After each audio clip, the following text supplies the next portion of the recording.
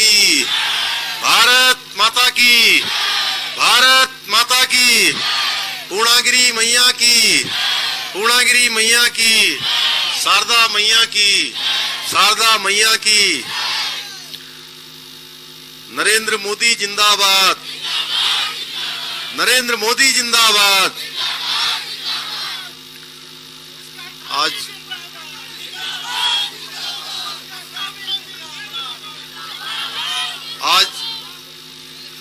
आज मैं बहुत आप सबके बीच में आकर बहुत भावुक हो रहा हूं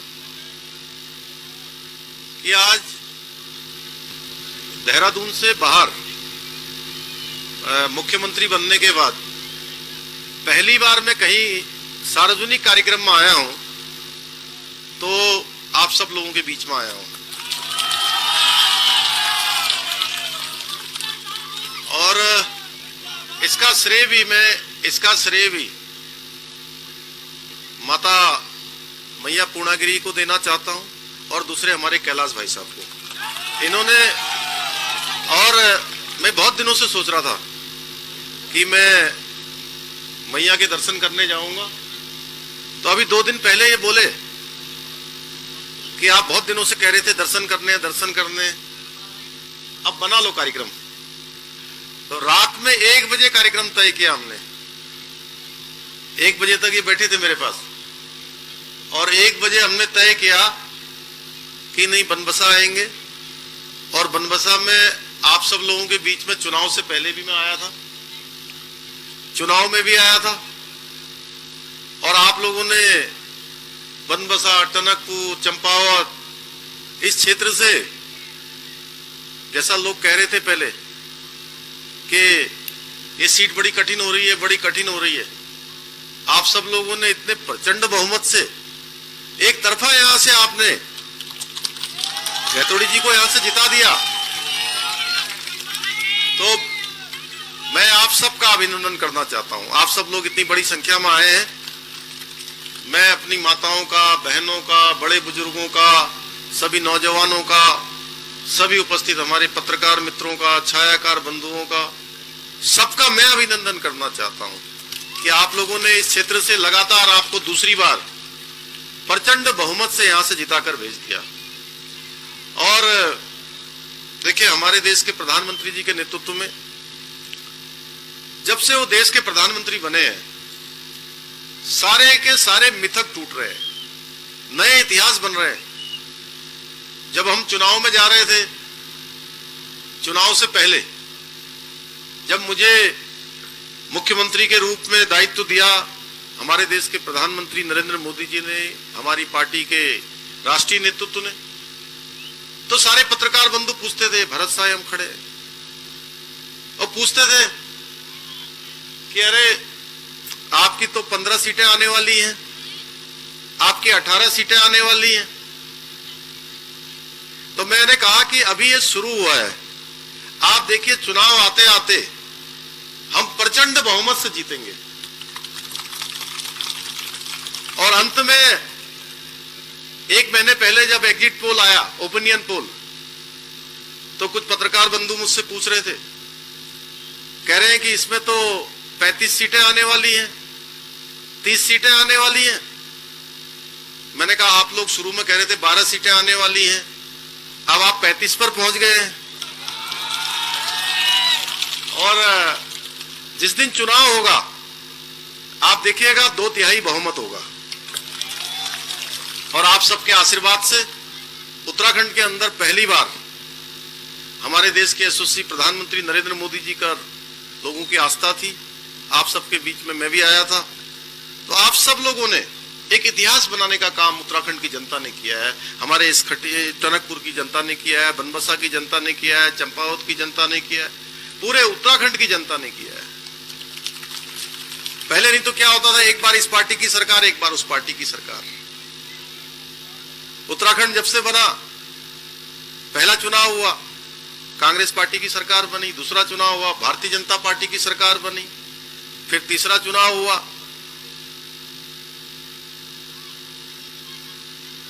फिर कांग्रेस की सरकार बनी, चौथा चुनाव हुआ भाजपा की सरकार बनी। और 5वां चुनाव हुआ, फिर से भाजपा की सरकार बनी, और आज पूर्णागिरी मैया के आशीर्वाद से अब बार बार आपकी सरकार बनेगी, हर बार भाजपा की सरकार बनेगी।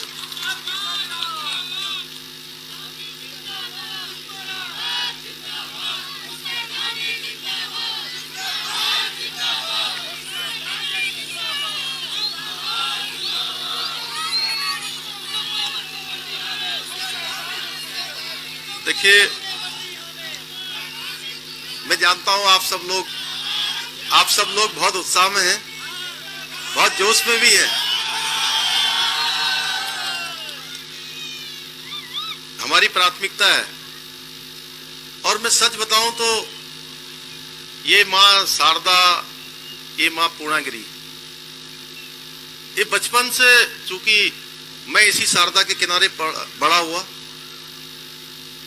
शारदा के किनारे बड़ा हुआ। आज मैं बच्चों को बता रहा था, दिन में आज स्कूल के कार्यक्रम में गया था जिसमें प्रधानमंत्री जी ने आज परीक्षा पर चर्चा करी थी, तो मैं कह रहा था आज कि एक समय में हम लोग, जब मैं स्कूल में पढ़ता था, कक्षा 6 में, 7 में, 8 में, 9 में, 10 में, तो ये शारदा मैया में हम पूरे दिन में 5 घंटे लगाते थे। 5 घंटे। जैसे अप्रैल का महीना आता था, अप्रैल का महीना जैसे आया, वैसे क्या होता था, स्कूल से 12 बजे आए और स्कूल से आने के बाद सारे कपड़े उतारे और कच्चे में जो है वहां नहर में कूद गए और पूरे दिन भर आधा घंटा पानी में, फिर जैसा ही थोड़ा ठंडा हुआ फिर रेत में बैठ जाते थे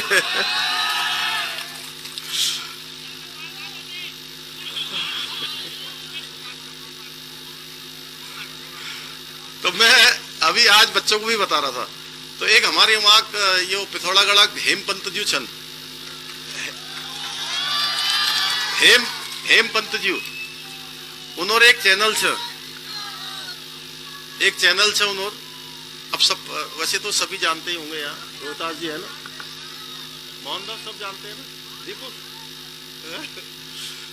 तो एक दिन वो मेरा इंटरव्यू लेने ना आया रात में मुख्यमंत्री निवास में ना, इंटरव्यू छो, तो अब वो सोच रहे होंगे कि ये पता नहीं यहाँ की भाषा बोली, कहीं ऐसा तो नहीं कि बाहर पढ़ने चला गया, यहाँ रह गया, वहां रह गया, भूल तो नहीं गया, मुख्यमंत्री बन गया। तो मैं उन्होंने किच, मैं ये पंजू एक बात बता, तम बौ काटना जान छे ना तो है? क्या कह रहे हो? बौ काटना जान छे था अच्छा, तो वो चुप हो गए, पहले तो चुप हुए, मैल के बौ काटून मतलब तैरना हो तो बचपन में दिन भर बौ काटन भैया, दिन भर दीदी, यो नहर, यो शारदा जी वहां मैल नगरा तराई में एक दिन में 10-10 बार पार कर रहा है, कम बार ना 10 बार। तो शारदा मैया से बहुत उनका आशीर्वाद है, मैं जहां भी पहुंचा हूं आज आप सब लोगों के आशीर्वाद से, ये बनबसा, ये टनकपुर, ये हमारा चंपावत, आगे का हमारा गढ़ीगोट, यहाँ का जो है हमारा चंदनी, ये आसपास का जितना क्षेत्र, आमबाग है, पाकपुर में ट्रक में बैठ के आते थे हम कितनी बार, यहाँ शक्तिमान ट्रक में छत में उसकी बैठ के टनकपुर आए, टनकपुर से वापस खटीमा गए। तो कभी मुझे ऐसा लगता ही नहीं कि ये बनबसा, ये टनकपुर, ये कहीं अलग है। मैं सच बताऊं तो इसलिए मैंने कहा, कैलाशदा ने कहा कि आना है और यहीं रहना भी है। तो अब मैंने इनसे कहा कि जो है रात में सोने के लिए खटीमा चले जाऊं, तो इन्होंने कहा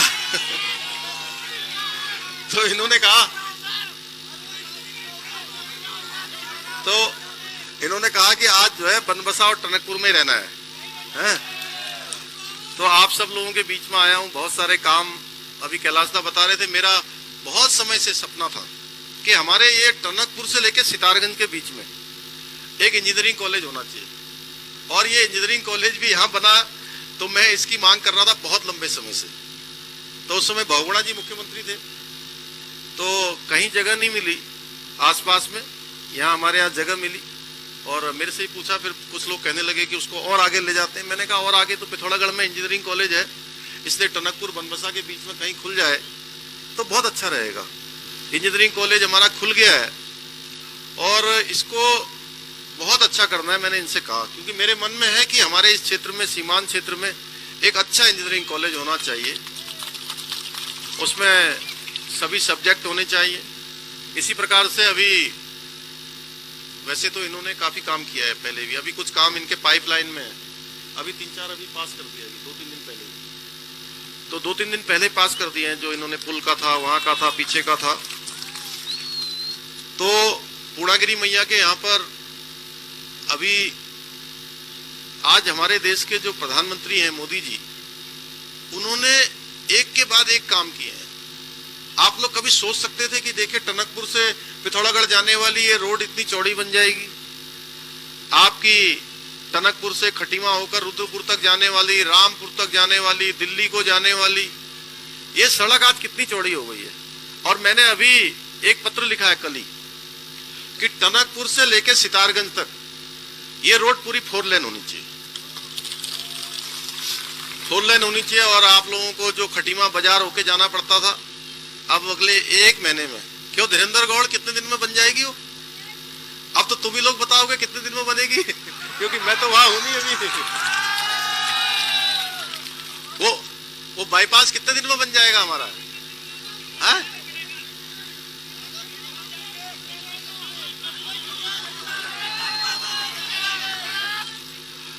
तो वो भानीचंद जी भी हैं, वो इनकी जमीन भी है वहां पर ये है, वहां कितना कठिन काम था पहले, उसका पैसा ही नहीं मिल रहा था,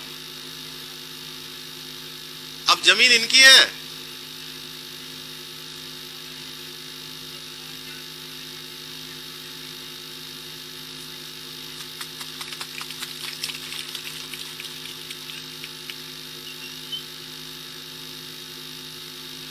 तो उसमें बहुत लोगों की जमीन थी, 8 एकड़ का बाईपास है।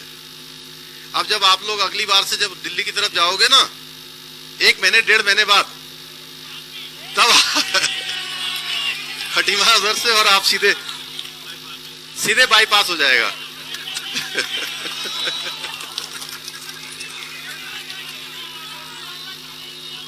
नहीं नहीं, बाईपास बहुत पहले ही बना दिया था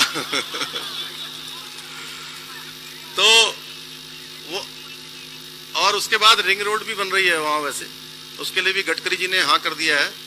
और ये हमारा जो चंपावत में और पूर्णागिरी मां में लिफ्ट योजना जो चलनी है, उसकी शुरुआत हो चुकी है, रोपवे। और प्रधानमंत्री जी ने देखे पहले ऑल वेदर रोडें हमारे उत्तराखंड को दी हैं, जिसमें बहुत सारी रोडें बन रही हैं, इस छोर से उस छोर को जोड़ा जा रहा है, इस कोने से उस कोने को जोड़ा जा रहा है, पूरे कोने कोने तक रोड पहुंच रही है।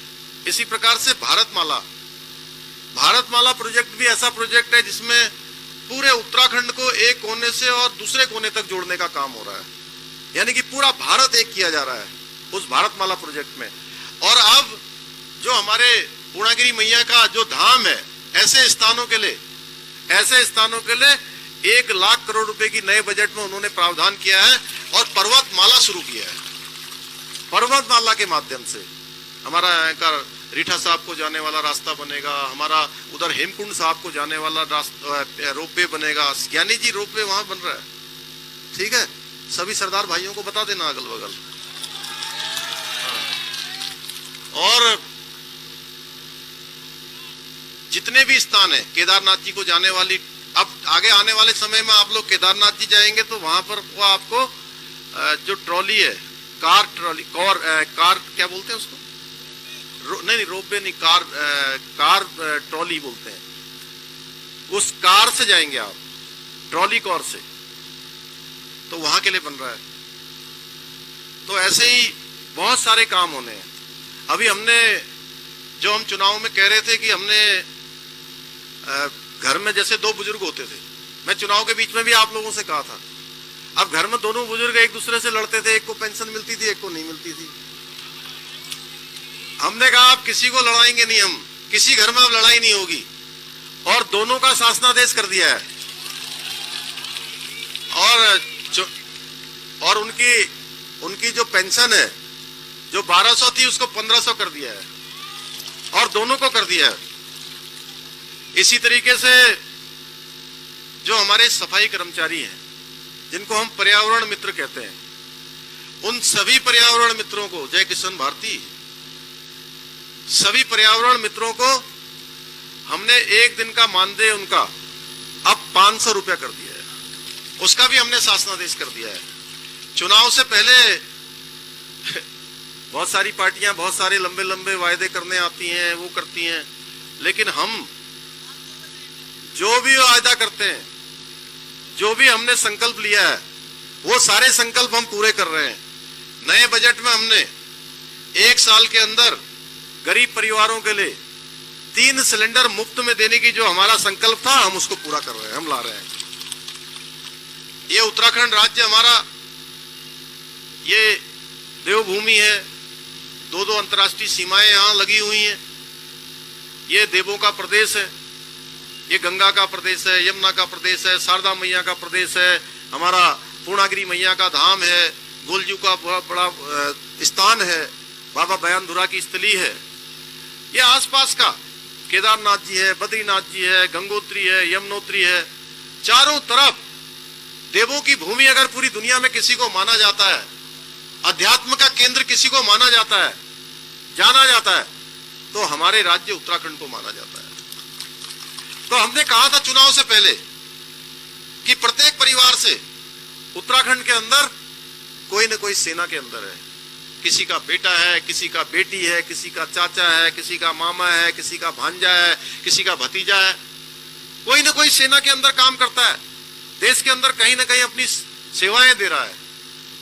तो हमने संकल्प लिया था, मैंने 12 फरवरी 2022 को इसी वर्ष ये कहा था कि भारतीय जनता पार्टी की नई सरकार के शपथ ग्रहण होते ही हम सबसे पहले कोई काम करेंगे तो उत्तराखंड के अंदर सबके लिए एक समान कानून लाएंगे, यूनिफॉर्म सिविल कोड, और हम सबकी भलाई के लिए। आप तुष्टीकरण की बात करते हैं लोग, कोई इधर की बात करता है, कोई उधर की बात करता है। हमने कहा है कि हम सबका साथ, सबका विकास, सबका विश्वास और सबका प्रयास, इसके आधार पर काम करेंगे, जिस आधार पर आज देश को आगे बढ़ाने का काम हमारे देश के यशस्वी प्रधानमंत्री मोदी जी कर रहे हैं। आज मोदी जी का नेतृत्व केवल हिंदुस्तान के अंदर नहीं है, आज मोदी जी का नेतृत्व पूरी दुनिया के अंदर है। आज पूरी दुनिया के अंदर अगर सर्वाधिक लोकप्रिय नेता कोई है, सर्वाधिक एक्सेप्टेंस वाले नेता कोई है, जिनकी स्वीकारता पूरी दुनिया के अंदर है, उसका नाम कोई दूसरा नहीं है, उसका नाम भारत मां के लाल नरेंद्र भाई मोदी है। भाइयों बहनों, मैं आप सबका आभारी हूं। आप सब लोगों ने इस क्षेत्र से हमारे कैलाशदा को इतने भारी बहुमत से जिताकर भेजा है। आपने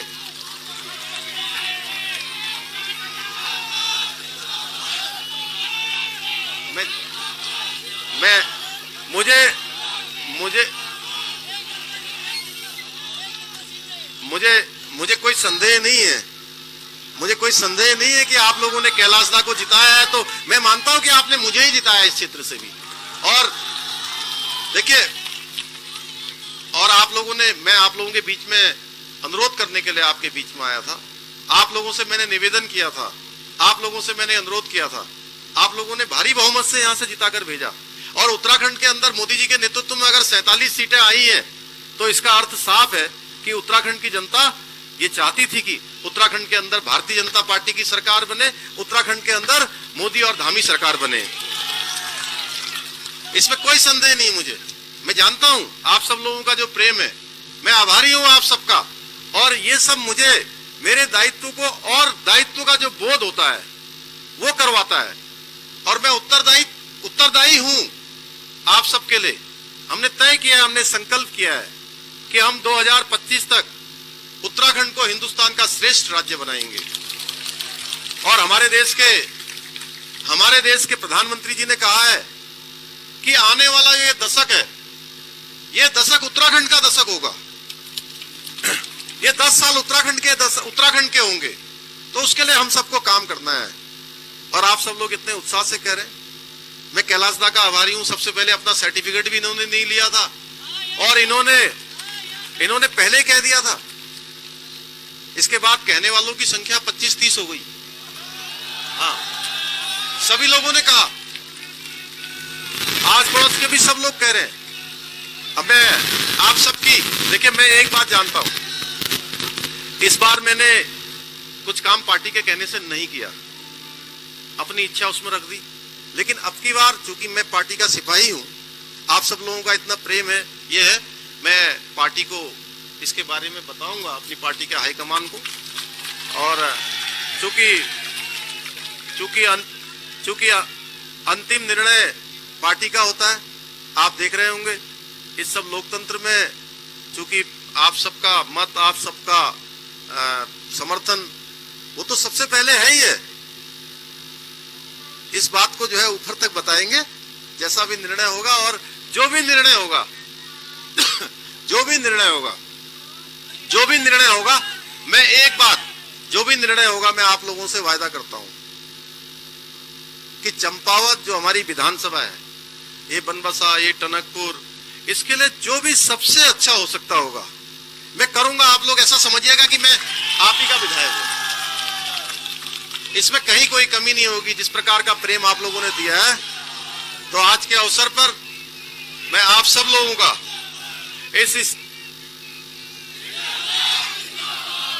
इस स्टेडियम को लेकर, ये स्टेडियम को लेकर मुझे बताया अभी, इस स्टेडियम को हम लोग खेल विभाग को ट्रांसफर करवाने के लिए जो भी इसकी प्रक्रिया होगी, उस प्रक्रिया के तहत इसको आगे बढ़ाएंगे, इसको जल्द से जल्द करवाएंगे। इस क्षेत्र में जितने प्रकार के भी काम होते हैं, आज तो केवल मैं आपका धन्यवाद करने आया हूं और बार बार आते रहूंगा।